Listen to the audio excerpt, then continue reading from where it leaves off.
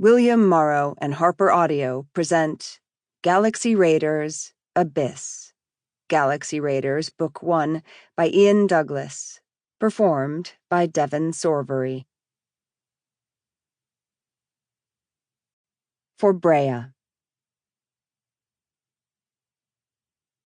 Prologue.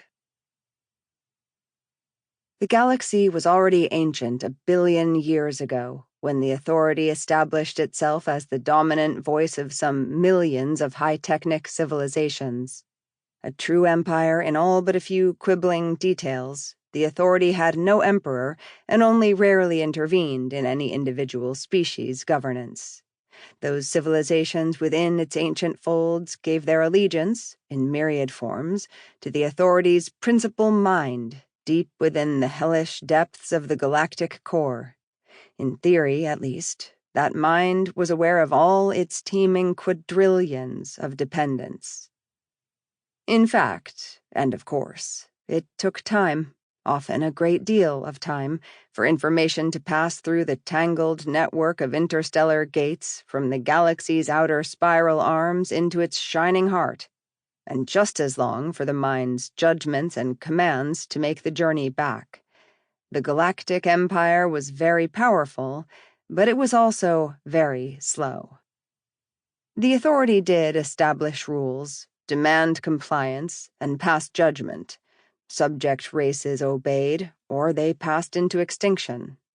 Any given species could send their ships through the ancient gate rings, or they could use relativistic intersystem travel in order to establish colonies within uninhabited systems, but engaging in wars of conquest or extermination was forbidden.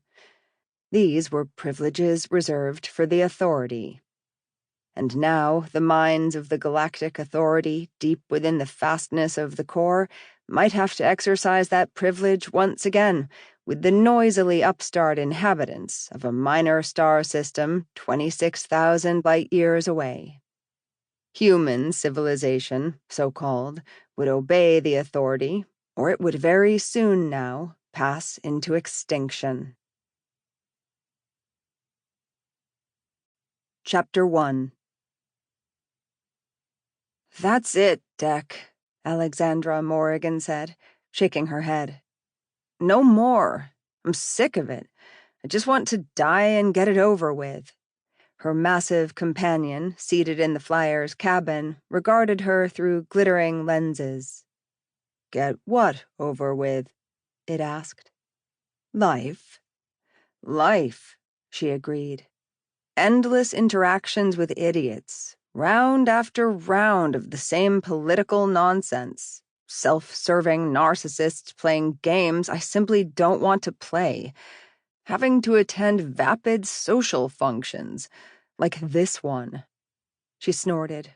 "Homo superioris. What bullshit." True, a better taxonomic classification would be Homo sapiens superioris. "Do you intend to kill yourself?" Was there a hint of concern behind the robot's words? Type 40s weren't supposed to develop emotions, but AI minds did change, and they did evolve. More than aide, valet, and bodyguard, Dec had been her companion for the better part of this lifetime. "No, Dec," she said. "Don't worry. I'll live this one out. But no more new lives. No more rejuvenations. It seems a waste, Alex." She actually laughed. "Dec, there's no law that says I have to live forever. I don't understand your desire for oblivion, presumably. Do I understand that you simply dislike your fellow humans?" "Not all of them, Dec. I suppose there are a few of them out there with both brains and common sense."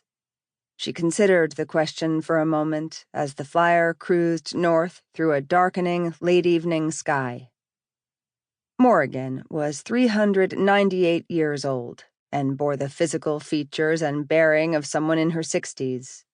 In what amounted to a series of 8 lifetimes, with 7 rejuvenations, she had picked her way through dozens of careers. At one time or another, she'd been an artist, an Sample complete. Ready to continue?